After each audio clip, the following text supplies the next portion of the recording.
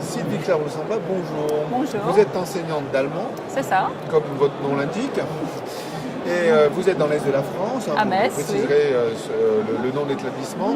On va parler donc du sujet de la classe implicative. Alors, évidemment, avec le numérique, on sait qu'on implique un peu plus les enseignants comme les élèves.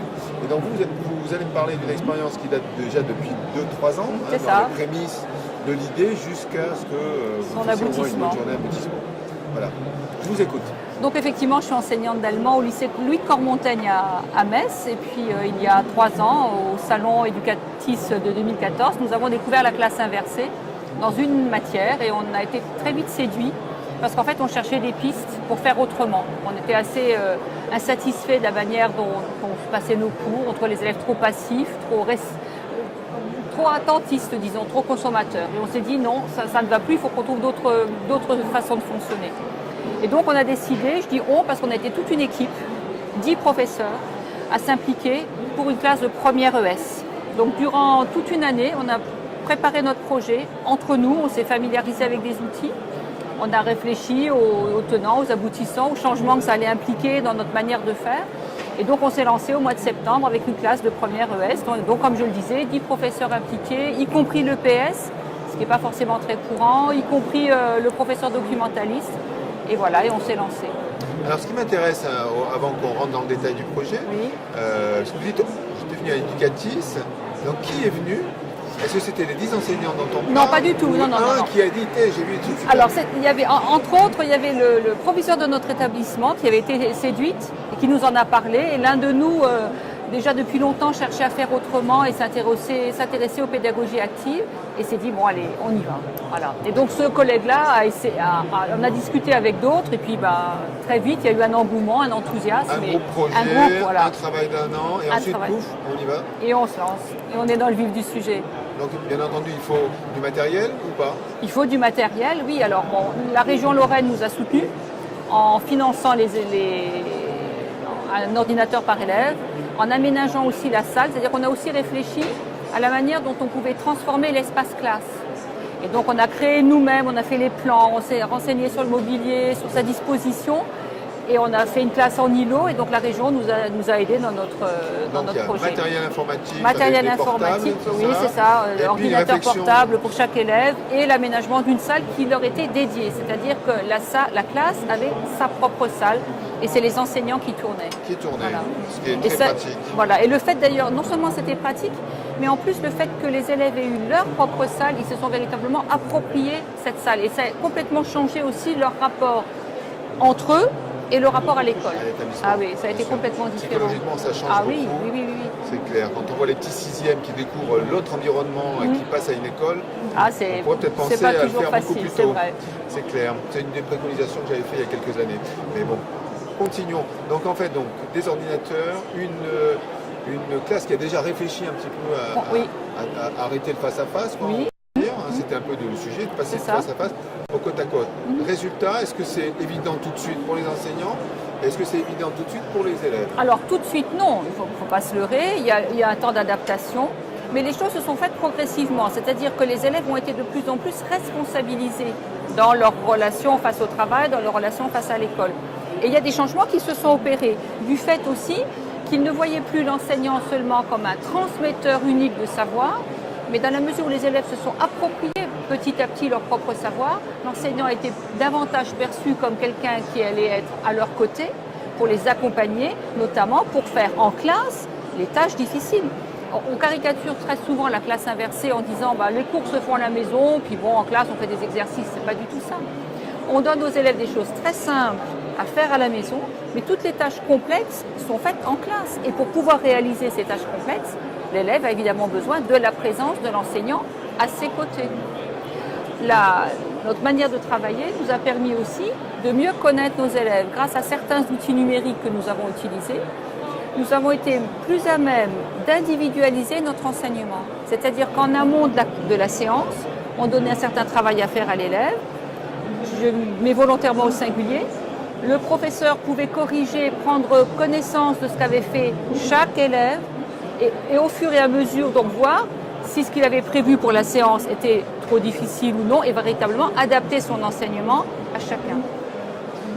Résultat, au niveau des enseignants, on peut en parler, et des élèves, est-ce que, je pose la question bêtement, les résultats scolaires, est-ce que par rapport à ce qui se faisait avant, est-ce que vraiment on voit un gap? Alors, dès l'instant où nous avons décidé de nous lancer dans cette expérience, on s'est dit qu'il faut un regard extérieur. Donc on a fait évaluer notre expérimentation par un sociologue de l'Université de Lorraine et deux psychologues qui ont donc suivi la classe sur 2 ans et qui l'ont comparée à une classe témoin. Alors au niveau des résultats, on arrive à 96% de résultats positifs au niveau du bac, donc de réussite au niveau du bac. Ce qui nous a surtout nous intéressé, au-delà des données purement chiffrées, c'est les répercussions que cette expérimentation a eues sur le rapport de l'élève face à l'école. Et c'est là que les études des psychologues et des sociologues nous éclairent, puisque au travers de plusieurs enquêtes qu'ils ont menées auprès des élèves, les élèves ont répondu qu'ils avaient un rapport à l'école qui avait changé, qu'ils avaient retrouvé pour certains le goût d'apprendre, le plaisir de venir à l'école. Et ce qui est assez frappant, c'est que ces élèves n'avaient pas du tout été sélectionnés. On a pris des élèves sortant de seconde, et d'ailleurs une classe, le profil des élèves était pour le moins, aurait pu nous inquiéter.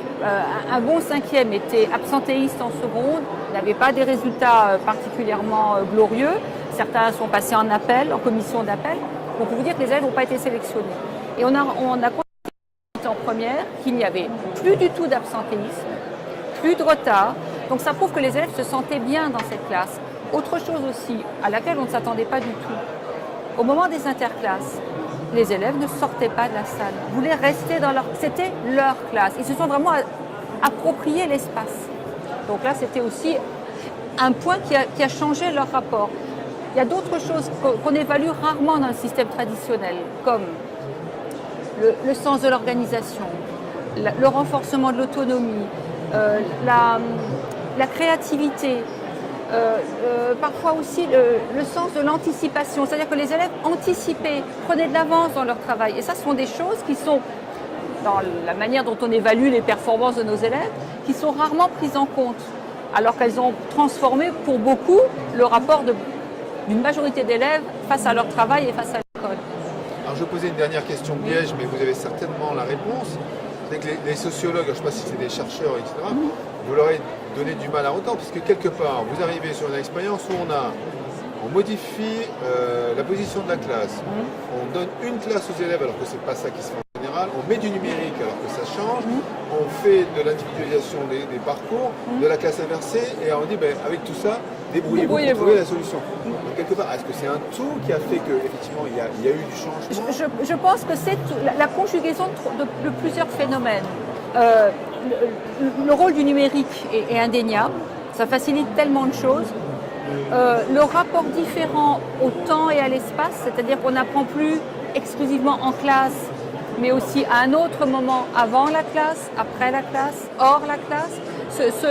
Cette continuité qu'il y a dans les moments, dans les espaces-temps et lieux véritablement, ça a été un facteur important. Et puis aussi les relations sociales qui ont vu le jour. Ça a véritablement changé la donne. Et ces trois aspects-là, le numérique, le rapport temps-espace qui change et les relations sociales, ces trois axes-là ont fait système, se sont complétés et ont créé une dynamique qui a véritablement changé les choses. Vous avez peut-être aussi travaillé sur le calendrier des élèves. Moi, j'avais vu en Norvège que, par exemple, le prof d'allemand faisait une journée allemande. Alors ça, nous ne l'avons pas fait. Non, nous ne l'avons pas fait. En revanche, ce que nous avons privilégié, en particulier le professeur principal et aidé de 2 collègues, c'est sur les moments d'accompagnement personnalisé, il y a eu des temps d'échange vraiment importants avec les élèves. C'est-à-dire on les a fait réfléchir sur leur manière de voir l'école, sur la motivation, sur leurs difficultés. Il y a eu un dialogue assez régulier avec les élèves pour aussi mieux répondre à leurs attentes et puis mieux les aider, tout simplement. Alors du coup, ces petits chanceux qui ont été choisis par hasard, vous l'avez dit. Complètement. Est-ce que ça ne fait pas des jaloux? Est-ce que quelque part, dans la dynamique de l'établissement, il n'y a pas une volonté de dire, attendez, on va faire Alors, pareil, des jaloux chez certains élèves, si. Ça a suscité des envies aussi. Et d'autres équipes maintenant se mettent en route. Cette année-ci, il y a une seconde avec une équipe de profs complète qui se met aussi à travailler dans ce sens-là et une équipe de première, bien sûr. Bien, écoutez, bon courage pour l'avenir. Merci beaucoup. Plein de petits, je l'espère aussi. Merci beaucoup.